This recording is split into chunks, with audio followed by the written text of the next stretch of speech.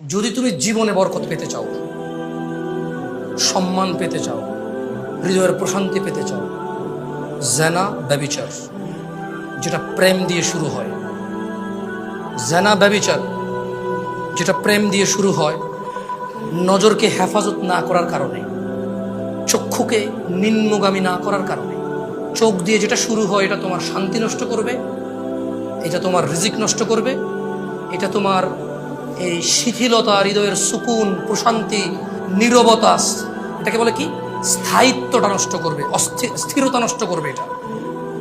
ছোট ভাই, তোমার প্রতি আমার নসিহত, তুমি কে নীল পড়ছে, লাল পড়ছে, কে ছোট পড়ছে, কে বড় পড়ছে, তুমি এগুলা মেজারমেন্ট করার দরকার নাই।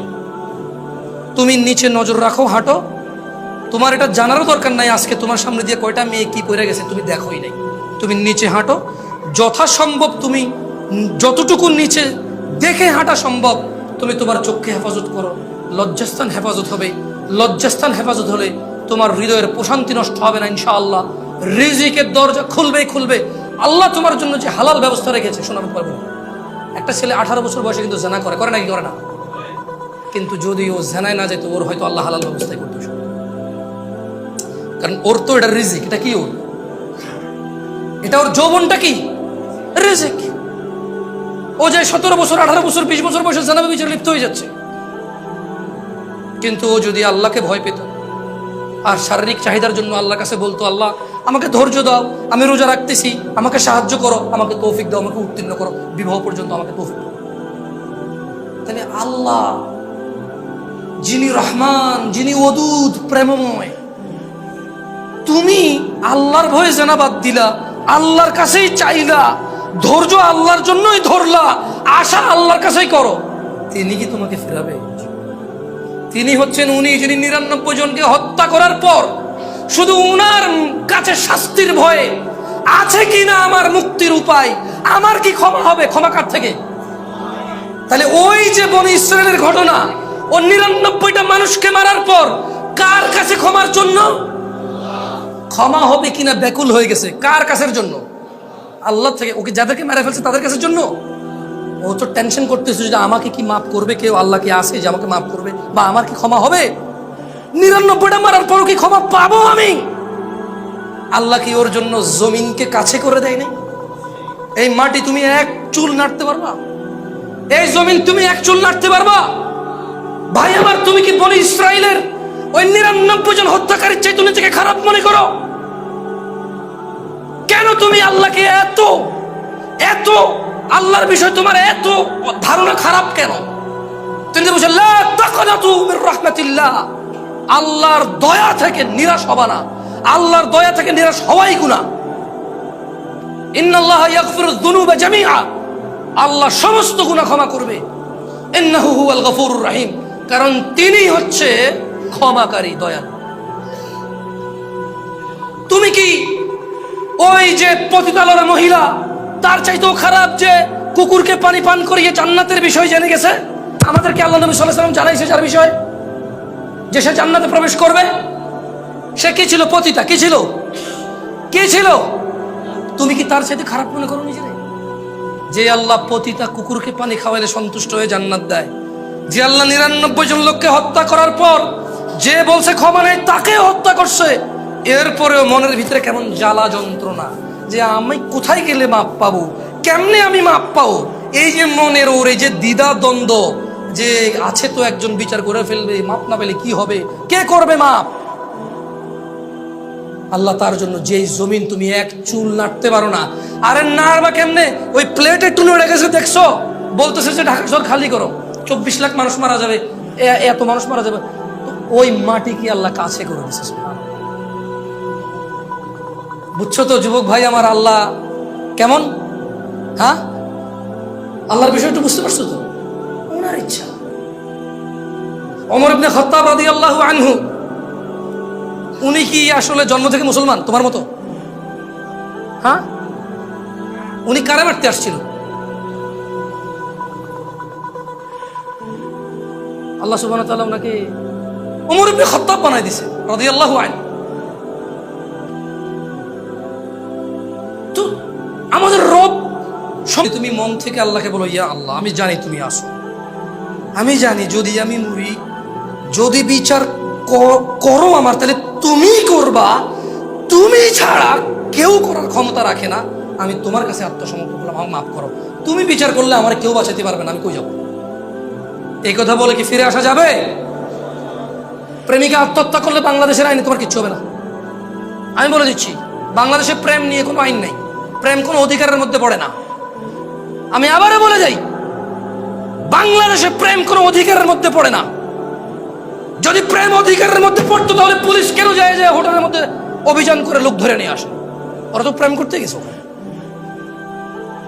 পুলিশ কেন পার্কে গিয়ে যুগলদেরকে ধরে নিউজে দেখায় দেয়, মা বাপ প্রেডাকে নিয়ে আসে যে নিয়ে যাও তোমার বাচ্চা পার্কে এসে স্কুল ড্রেস পরে প্রেম করতেছে। তাইলে ওখান থেকে বোঝা যায় প্রেম একটা অপরাধ এই দেশে। রাষ্ট্রীয়ভাবে প্রেম একটা কি অপরাধ। তোমাকে রাষ্ট্রীয়ভাবে বলবে না, রাষ্ট্র বলবে যে তুমি ফ্রি ভাই, যা খুশি তা করো, ইউ হ্যাভ ইউর ফ্রিডম। কিন্তু তুমি পার্কে যায় মহিলা নিয়ে বসে থাকো, তোমার ধরে নিয়ে আসবে পুলিশ। তোমার প্রেমিকার সাথে প্রেম ঘনিষ্ঠ করার জন্য হোটেলে যাও, তোমার পুলিশে ধরে নিয়ে যাবে। বুঝে আসছে না? আসে নাই? তো তোমরা যারা ভয় আসো, শেখ আমি ছাড়তে চাচ্ছি, ও বলে যে আত্মহত্যা করবে, কি করবো? আরে ভাই তোর কি, ওর হায়াত না থাকলে মরে যাবে ও। তবে হ্যাঁ, তুই ওর ইজ্জত নষ্ট করবি না ভাই আমার, তুমি ওর ইজ্জত নষ্ট করবা না, ওর সম্ভ্রম নষ্ট করবা না, ওর ভিতরে এই সংশয় ঢুকাই দিবা না যে তোর সতীত্ব তো আমি নিয়ে নিছি, এখন চোখে যেই বিয়ে করবে সে বুঝবে তুই আর সতীত্ব না, তুই বিবাহ বহির্ভূত সম্পর্কে জড়িত ছিলি বিবাহের। তুমি তাকে এই ভয় দিয়ে দিও না, তুমি তার সাথে কথা বলিও না, তুমি তার সম্মান নষ্ট করিও না, তুমি তাকে মাসালামা বলার দরকার নাই, তুমি তার কি তোর সাথে ব্রেকআপ এটা বলার দরকার, এটা বলো না। আমি তোমাদেরকে বললাম, আমি তো ফতোয়া দেই না, কোন অপরিচিত মহিলাকে ব্রেকআপ বলাও গুনাহ, কারণ ওর সাথে কথা বলাই তো জায়েজ নাই ভাই অপ্রয়োজনে। তোমার সাথে ভাই আমি আর সম্পর্ক রাখবো না, তোর সম্পর্ক কি বল? সম্পর্ক থাকলে না মানুষ রাখে না, কি সম্পর্ক বল? হ্যাঁ, বোনরা কি আছে, মহিলারা কি আছে? বোন, দুশ্চরিত্র ছেলেকে বিয়ে করবা না। কোন মেয়ে যে প্রেম করে প্রেমিককে বিয়ে করে সে দুশ্চরিত্র পুরুষকে বিয়ে করবে। তার এই কমপ্লেন দেওয়া উচিত নয় যে আমার হাজবেন্ড পরকীয়া করে মোবাইলে মেসেজ দেখার পর আমার থাপ্পড় দিছে, বললো যে জায়েজই নেই, তুমি আমার অনুমতি সহ আমার মোবাইল দেখবা। ফটো দেখছেন জামাই, মানে মহিলা দেখছে যে জামাই আরেক বেটির সাথে পরকীয়া করে, এখন জামাই বলতেছে যে তুমি তো অনুমতি ছাড়া আমার মোবাইল দেখছো, সেটাই তোমার গুনাহ। ওরে বাপরে, মুফতি আদম। সো আল্লাহ আমাদেরকে বুঝার তৌফিক দান করুন। আল্লাহ সুবহানাহু ওয়া তাআলা আমাকে এবং তোমাদের সংশোধনের তৌফিক দান করুন। আমার নিজেরও বহু ভুল আছে, ওয়াল্লাহি আমি বেশি একটা বক্তব্য আসিনি এই জন্য, কারণ এইটা খুব মানে আল্লাহর আযাব সঙ্গে সঙ্গে চলে আসবে, নিজে ঠিক নয় মানুষকে বলা শুরু করবে। কারণ 2 নম্বরে আল্লাহ পছন্দ করে মান গাশশা ফালাইসা মিন আল্লাহর মিসে, যে ধোঁকাবাজ সে আমাদের অন্তর্ভুক্ত নয়। দেখেন না আজকাল বহু হুজুর লাঞ্ছিত অপমানিত হচ্ছে, তা আমি ভয় করি এইসব মাইকে এসে কথা বলতে, যে জামশেদ মজুমদারগিরি বাইরে যাবো, নিজে ঠিক না হয়ে এখানে আইসা যুবক ভালো হয়ে যাও যুবক, এরপরে নিজে আরেক বেটার বউ নিয়ে ভেঙে যাবে। আমাকে বলছে যুবককে নসিহত করতে, তো যুবক হচ্ছে তো ও যে তার মা পেটের নিচে তাকেই চেনে না। আল্লাহকে তো দেখা যায় না, আল্লাহকে কি দেখা যায়? কিন্তু মাকে তো দেখা যায়। যুবক হচ্ছে ও যে তার বউয়ের কষ্টে কাজে দেয়, আরে তোর ভাবি জানিস একটা যেমন চাইছি আল্লাহ তেমন দিছে, জানি না কি ভালো কাজ করছি, পেটে যখন বাচ্চা ছিল কি যে কষ্ট, তারপর আমার কষ্ট দেয় নাই। আহারে কষ্ট যদি দেখতে, কিন্তু সে নিজে তার মায়ের পেটে ছিল, তার মা আরো বেশি কষ্ট পাইছে কারণ অভাবের দিন ছিল। আরে রাজা মহারাজারা কষ্ট পাইছে আগে, এখন তো ফকিররাও পায় না। ঢাকা শহরে নাকি ভিক্ষা করে মানুষ 3 তলা বাড়ি করে, কিন্তু একটা সময় তো রানীরাও কষ্ট পাইছে, কারণ রাজারা মানে মন মতো যেভাবে খুশি সেভাবে দাস দাসী রক্ষী টক্ষী রাখতো, তো বউরা তো এগুলো মানিয়ে নিতে পারতো না। আগের যুগে রানীরও তত সুখ ছিল না, ওর বউয়ের যত সুখ এখন মাশাআল্লাহ। তারপরেও তো 42 ইঞ্চি সিনেমার টিভি না হলে ওর চলে না, বক্স খাট না হলে ওর চলে না, অমুক ব্র্যান্ডের সোফা না হলে চলে না, সিরামিক লাগবে, এসি লাগবে, ফ্যান লাগবে, কাজের মহিলা লাগবে, তরকারি কুটলে এখানে নাকি দাগ পড়ে যায় বেচারার বউয়ের। তারপরে আবার মা এ বাসায় থাকতে হবে কেন? তো তোমার মা ওই বাসায় থাকে, তোমার ভাইয়ের ছেলেকে তোমার বাপ স্কুলে দিয়ে আসে, তোমার মা ছোটটারে কোলে রাখে। আমাদের এখানে থাকলে তো আমাদের গুলো একটু রাখতে পারে। তাহলে মা লাগবে কেন? বাচ্চা কোলে নেওয়ার জন্য। বাপ লাগবে কেন? বাচ্চা মাদ্রাসায় দিয়ে আসার জন্য। তো এই যুবকরা আমি কি বলবো? আমাকে বলেন আপনারা যুবককে নসিহত করতে। ও আল্লাহ সম্পর্কে ওকে কি বলবো? ওর মা ওকে পেটে নিছে, অভাবের সংসার ছিল, ও নিজে দেখছে, ও নিজে দেখছে। এটা মেহমান না আসলে গুস্ত খাইতে পারতো না, তো না পারলে কি ওর মা খাইতে পারছে? ও নিজে দেখছে অভাব। ও দেখছে ওর মা ওর বাপের মায়ের চোটে এই ঘর ফালাইয়া 2 ঘর দৌড়ায় যায়, আরেক ঘরে যায় ঢুকছে, ওর বাপ ওখান থেকে দৌড়া নিয়ে আসা ওর মায়ের আবার মারছে। ও দেখছে এই কষ্ট, ও এই কষ্ট দেখছে ওর মায়ের, ওর মাকে দেখছে, ওর মায়ের নির্যাতন দেখছে। ওর মা ওর দাদির সাথে সবসময় লাইগা থাকতো কিছু একটা নিয়ে। বাচ্চা কোলে নিলে সমস্যা, কাম কাজ নাই, ফুলজ্ঞ হয়েছে, মাইয়জ্ঞ হয়েছে, এটা সারাদিন পড়ে থাকবে, দেখায় আমরা রাজও ফালিনে দোষগা। আবার এবার এটার রেখে কাম কাজ করলে বলা যে মারিয়ালা আমার বংশ, আগের বংশ আগাইতে দিত না, মেরে ফেল, কান্দতে কান্দতে কান্দতে আমার নাতি মেরে ফেললো রে, কোলে নেয় না রে। ওর মা এই একটা ট্রমার মধ্যে দিন পার করছে। ওর নিয়ে এক কোমরে ওরে রাখছে, আরেক কোমরে ধান নিছে, এক কোমরে ওরে রাখছে, আরেক কোমরে চুলার মধ্যে আগুন দিছে। ও তো দেখে বড় হয়েছে, ও তো সেই কুলাঙ্গার, ও তো ওই অপদার্থ, ওই জালেম যে তার মায়ের চিকিৎসায় বড় ভাইয়ের সাথে ভাগ করে। তার গরিব ভাই, ভাইয়ের 2টা ছেলে মেয়ে নিয়ে দিন কষ্টে পার করে। সে ঢাকা শহরে নিজের ফ্ল্যাটে থাকে, ঢাকা শহরে নিজের বাড়ি আছে, সে চিকিৎসায় মায়ের সাথে ভাগ করে ভাইয়ের। তা কোন ভাই গরিব ভাইটার সাথে ভাগ করে?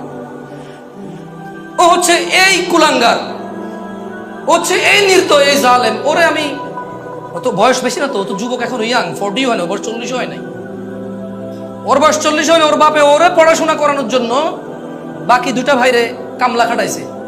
এগুলো এখন কামলা। বাপে জমি বেচে এরে পড়াইলো, জমি বেচে এরে বিদেশ পাঠাইলো, এখন যত কিছু ইনকাম করে সব ওর।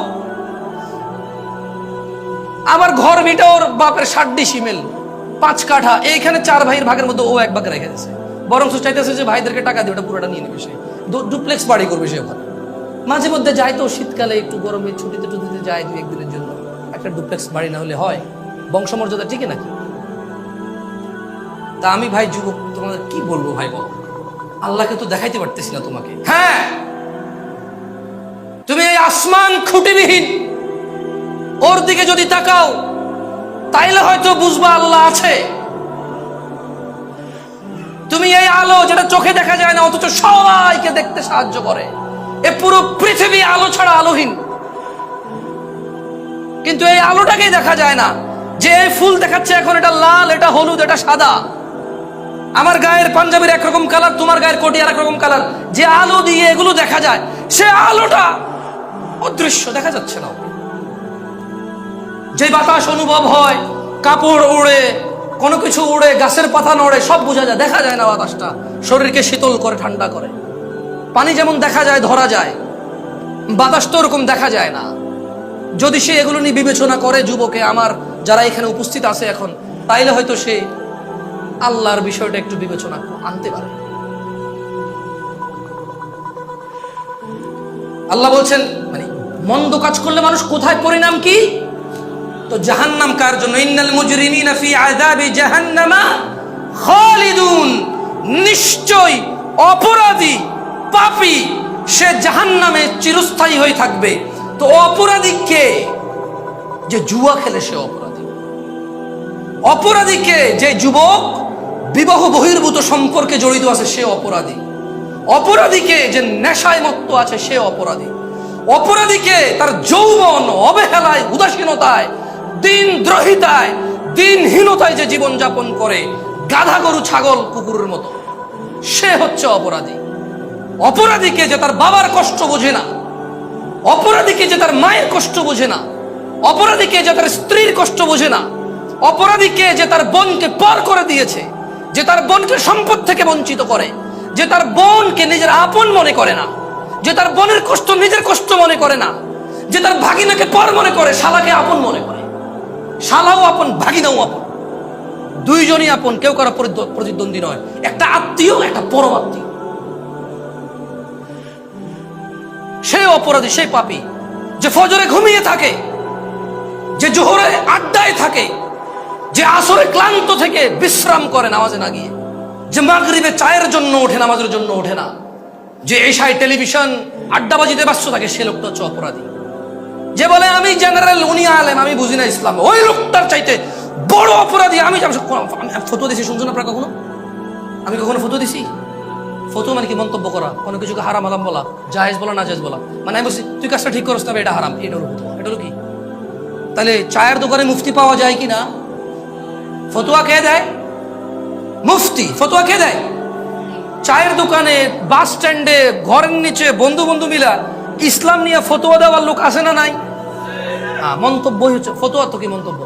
আপনি একটা বিষয়ের উপরে মন্তব্য করলেন, দিস ইজ হোয়াট কল ফতোয়া। তো আমি কি মন্তব্য করি আপনারা শুনছেন কখনো? বাট আমার নজরে এই দেশে আসছি 2014 সালে। আমি বহু মানুষ পাইছি যারা উপন্যাস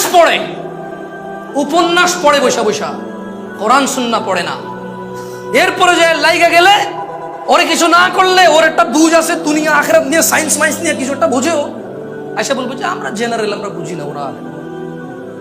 এর চাইতে পথভ্রষ্ট লোক আমি আমার চোখে দেখি নাই, যে নিজেকে জেনারেল বলে সেপারেট করে ফেলে, আর কোরআন সুন্নাহ যারা জানে তাদেরকে আলেম বলে একটা গ্রেডিং করে ফেলছে। কি করে ফেলছে? ভাই আমরা জেনারেল, ধর্ম কি আমরা বুঝি, এক হুজুরে একটা হ্যান কোনটা হুনবু ধর ভাই, তারা তাদের মতো, আমি আমার। আরে তো ওরে কি আলেম হওয়া নিষেধ নাকি? ওর আলেম হওয়া নিষেধ? ওর ইসলাম পড়া নিষেধ? তোমাদের ইসলাম পড়া নিষেধ? সত্য করে বলো। এই কেউ ভিডিও তো অধিক হচ্ছে না? না, ভিডিও তো অধিক হচ্ছে না, ঠিক আছে। কারা কারা দেখে সুন্দর করে, মানে কনফিডেন্ট আছে যে আমার পড়া শুদ্ধ, আমি চাইলে এখানে মাইকে এসে পড়তে পারবো, আমার পড়া শুদ্ধ? হাত তোলেন তো। কোরআন দেখে পড়তে পারেন শুদ্ধভাবে? হাত তোলেন। মাশাআল্লাহ, না মানছি, হইছে। তো বাকিদেরকে নিষেধ? জীবনে কোথাও শুনছেন কোম্পানির মালিক আর পিয়নের বেতন এক হয়? মানে মালিক যা পাইছে পিয়ন তাই পাইছে, এরকম হয়? কখনো শুনছেন? কখনো শুনছেন ডিএজির বেতন আর হাবেলদারের বেতন এক হয়? কখনো শুনছেন কোম্পানির ঊর্ধ্বতন ম্যানেজার আর হলো যে এই যে চা নিয়ে আসে বা ক্লিনার, তার বেতন এক হয়? যদি এক হয়, কেউ কি ওই কোম্পানির ক্লিনার হওয়াটাকে সৌভাগ্যবান মনে করবে না? করবে কিনা? ধরেন আপনি মাস্টার ডিগ্রি পাস, এক জায়গায় বলছে ভাই ম্যানেজার হও, বেতন 40,000। আরে বলতেছে যে আমার কোম্পানিতে চলে আয় ভাই, আমি কোম্পানির সিইও, মাসে 5 লাখ টাকা বেতন নেই, তুই চাটা এনে দিবি, তোরও 5 লাখ দিব ভাই। আমরা মানে এক জায়গায় থেকে 2 রকম বেতন নিব না ভাই। তো এই মাস্টার ডিগ্রি পাস লোক কি 40,000 বেতনে যায় ম্যানেজার হবে, নাকি 5 লাখ টাকা বেতনে যায় পিয়ন হবে? কি হবে? তো খায়রুকুম মান তাআল্লামাল কুরআন ওয়া আল্লামা। তোমাদের মধ্যে অ্যামংস ইউ, তোমাদের মধ্যে ওই ব্যক্তি উত্তম, কম বেশি বলে না কিন্তু, বলছে তোমাদের মধ্যে ওই ব্যক্তি উত্তম যে শেখে এবং যে শিখায়। আরে ওয়াল্লাহি হাদিসে কোনো পার্থক্য করে নেই। হ্যাঁ, ভিন্ন ভিন্ন মর্যাদা আছে। আমি যারা শিখাচ্ছি সে যা পড়ে সেটা সওয়াব আমার আসবে, সেটা সওয়াব কি আমার আসবে, এটা ভিন্ন ভিন্ন আছে। এবারে সে যারে শিখাবে তারটা সে পাবে, এই দুজনেরটাই আমি পাবো, কারণ আমি শিখেছি। এমএলএম বুঝুন তো, এমএলএম শেখ হাসিনা বন্ধ করে দিয়েছিল, যে হাজার হাজার মানুষের টাকা মারি গেছে। হ্যাঁ, এক শ্রেণীর হুজুররাই বাইরে ছিল তখন, বাইরে বলছে যে টাকা দাও, জমি কিনে ডাবল করে দেবো, গাছ লাগাবো, মাছ লাগাবো, ওই করবো সেই করবো। একবারে পাবলিক মহিলারা দুলা ভাইয়ের কথায় জামাইয়ের বিদেশে একটা ডিপিএস ডুপিএস সুদ মুদে যা জমা রাখছে সব আইনা না জানাইয়া বোন থেকে ভাই থেকে হাওলাত নিয়ে দিয়েছে, সব গায়ে। হ্যাঁ, এখন জামাই বলতেছে তোর আমি তালাক দিন, তুই কার লগে প্রেম করছিস, পর বিয়ে করছিস, ওরা টাকা দিয়ে দিছিস। দুলা ভাই বলতেছে কখন শালি তুমি আমার কখন টাকা দিছো? এরকম তো কোনো কথা নাই। এই তোমরা কি দেখছো আমার টাকা দিছে? কয় না। কারণ দুলা ভাই তো বলছে কাউরে কইস না, ওই কাউরে কয় নাই। তো যারা এমএলএমটাকে ভালো করে বুঝেছে, আফসোস তারাও খায়রুকুম মান তাআল্লামাল কুরআন ওয়া আল্লামাকে বুঝে নাই। অথচ ওইটা ছিল ফেক, এটা হচ্ছে রিয়েল। ওইটা অসত্য, এটা সত্য। এটা কেমন সত্য? এটা চিরন্তন সত্য, যে আমি যারা শিখাবো সে যারা শিখাবে, সে যারা শিখাবে আমার পর্যন্ত এসে পৌঁছাবে। তাইলে যারা আপনারা কোরআন দেখে পড়তে পারেন না, আপনাদের জন্য কি নিষেধ ছিল কোরআন পড়া? এখনো কি নিষেধ? নাকি জেনারেল আর আলেম? আপনি জেনারেল না, আল্লাহ যদি কিয়ামতে বলে মান রাব্বুক, বলবে যে ইয়া আল্লাহ আনা জেনারেল, ইয়া আল্লাহ আন্নি জেনারেল। লা হাওলা ওয়ালা কুওয়াতা ইল্লা বিল্লাহ। মাশাআল্লাহ আলাইকুম আনতুমা জেনারেল। জেনারেল মানে কি? সাধারণ। কথা কমতে মানে লুঙ্গি টুঙ্গি এনে ধরিয়া এই বেটা ফকিরুল্লাহ যে সামনে যেতে লাগে কথা কইব, কিন্তু ইসলামের সাথে আনা সাধারণ। হ্যাঁ ওয়াল্লাহ আমি দেখছি তো, কইতাছে যে এমন কোন মানুষ আছে আমার বাপের খায় নাই, ইসলাম এরকম আনা মাসকি। জেনারেল অর্থ কি? সাধারণ কেন আপনি? কারণ দেখেন, চুরি করতেছেন অসাধারণ হওয়ার জন্য, ডাকাতি করতেছেন অসাধারণ হওয়ার জন্য, ঘুষ খাইতেছেন অসাধারণ হওয়ার জন্য, ঘুম মারতেছেন অসাধারণ হওয়ার জন্য, ইভেন এক মেয়েকে প্রেমপত্র পাঠাইছেন, বন্ধু বান্ধব বলছে যে তোর কি কাম হয়েছে, বলছেন যে ওটা পার্কও ঘুরে চলে আসছি, মেয়ে কিন্তু বলছে জুতো দিয়ে পিটবো আবার লিখলি। মেয়ে কি রিপ্লাই দিছে, এবার তোরে মাফ করে দিচ্ছি, পরের বার বললে জুতা দিয়ে পিটবো আমার ভাই এরকম। বন্ধু বান্ধবরা কি বলছেন, না এটা আমার টাইপের না, গেছি পার্কে পুরকে ঘুরছি, দেখলাম যে না খ্যাত বাদ দিয়ে দিছি। এটা আপনি কেন বলছেন বন্ধুদেরকে? অসাধারণ হওয়ার জন্য, মানে ইউ হ্যাভ সাম কোয়ালিটি। মেয়ে পটানোর, কি পটানোর? আপনি সামটাইম বলেন যে আই এম আ মেশিন ভাই, I am not human anymore, because I know some ways, I have some ideas that আর কারো কাছে নাই। আই এম আ মেশিন ভাই, মেয়ে পটানোর মেশিন আমি। হ্যাঁ, তো কেন এটা বলেন বন্ধুদেরকে? অসাধারণ হওয়ার জন্য। বলেন তো খায়রুকুম মান তাআল্লামাল কুরআন ওয়া আল্লামার অর্থ কি?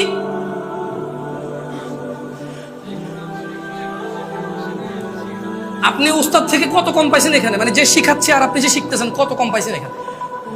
হ্যাঁ, ইসলামের চাইতে বেশি ইনসাফ কেউ করতে পারে না। ইসলামের চাইতে বেশি ইনসাফ কেউ করতে পারে না। উস্তাদ যে সময় দিচ্ছে, শিক্ষক ছাত্র সেই সময় দিচ্ছে। সো আল্লাহ উভয়কে উত্তম বলেছে। কি বলেছে? কোরআন শিখবো কিনা? আপনাদের এটা কোনো ব্যবস্থা আছে? মানে কিভাবে? না না না ওইটা না, মানে যারা জেনারেল বা নিজেদেরকে যারা সাধারণ বলে আর কি। হ্যাঁ, মানে পাঁচতলা বাড়ি আছে, শুধু ইসলামের কাছে সাধারণ আর কি।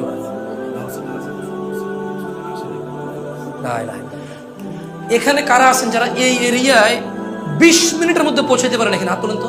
মানে আপনি চাইলে 20 মিনিটের মধ্যে পৌঁছাতে পারবেন। মাশাআল্লাহ, খারাপ না তো। ওনারা যদি ব্যবস্থা করে আপনারা আসিয়েন, শিখিয়েন কোরআন। যাই হোক ভাই, জাহান্নাম সম্পর্কে এই একটা কথা বলে বক্তব্য শেষ করে দেব। কথা বলে নে বলে মাশাআল্লাহ বলে ফেলছি 20-30 মিনিট, আলহামদুলিল্লাহ। এটা আমার জাহান্নাম। মন্দ কাজ করলে কোথায় যাব? মন্দ কাজের পরিণাম কি? জাহান্নাম কি? আল্লাহ বলছেন ইন্না শাজারাতাজ যাকুম, নিশ্চয়ই জাহান্নাম যাকুম বৃক্ষ আছে। কি আছে? খাদ্য হিসেবে। কি হিসেবে? তুআমুল আথিম। তুআমুল আথিম, তুআমুল লিল আথিম। দেখেন ভুল লিখছে, ভুল না? তুআমুল আথিম সূরা ওয়াকিয়া। হ্যাঁ, তুআমুল আথিম। তারপরে দুইটা আছে, তুআমুল লিল আথিম আছে, আবার তুআমুল আথিম আছে। সো ইন্না শাজারাতাজ যাকুম, নিশ্চয় যাকুম বৃক্ষ, তুআমুল আথিম পাপীদের খাদ্য, কাল মুহলি ইয়াগলি ফিল বুতুন, গলিত তামার মতো। কল্পনা করা যায়? জাহান্নামে কি খাবে? ঘুষের টাকা যারা গরুর গোশত খায়,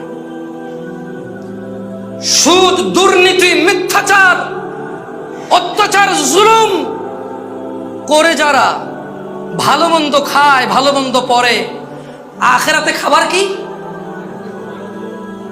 জাকুমটা কেমন? গলিত তামার মতো, যেটা পেটে যায় ফুটতে থাকবে। কি করতে থাকবে? হ্যাঁ, পেটে যায় কি করবে? ফুটতে থাকবে। সুবহানাল্লাহ। ফুটন্ত পানির মতো ফুটতে থাকবে। বলা হবে ওকে ধরো, অতঃপর তাকে জাহান্নামের মধ্যস্থলে টেনে নিয়ে যাও, তারপর তার মাথার উপর ফুটন্ত পানির আযাব ঢেলে দাও। তাইলে জাহান্নাম মানে আগুন জানতাম, জাহান্নাম মানে কি জানতাম? আজকে এখানে কি জানলাম? খাবার আছে। কি আছে? যাকুম। কি? এটা কেমন? গলিত তামার মতো।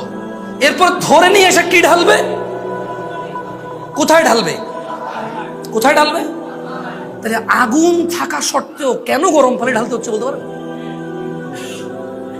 আগুন কি কিছু অবশিষ্ট রাখবে? পুড়ে ফেলবে না? তাহলে আল্লাহ যেহেতু আগুনে আমাকে কষ্টই দিচ্ছে, তাহলে আমাকে তামার মতো গলিত জিনিস খাওয়ায়, যেটা পেটের মধ্যে ফুটতে থাকবে, আর বলবে ধরে নিয়ে আসো, মাথার উপরে গরম পানি ঢালে দেওয়া হবে, উত্তপ্ত পানি। কেন? এগুলো আযাব। এগুলো কি? যেরকম আপনার পিড়ানো যায় আবার কাটাও যায়। পিটালে কি ব্যথা পাবেন না? একটা বড় হাতুড়ে দিয়ে বাড়ি দিলে হাড্ডিটা ভেঙে যাবে না? তো এটা কি কম কষ্টের? তাহলে এর মধ্যে কেন মানুষ ছুরি দিয়ে গলা কেটে দেয়?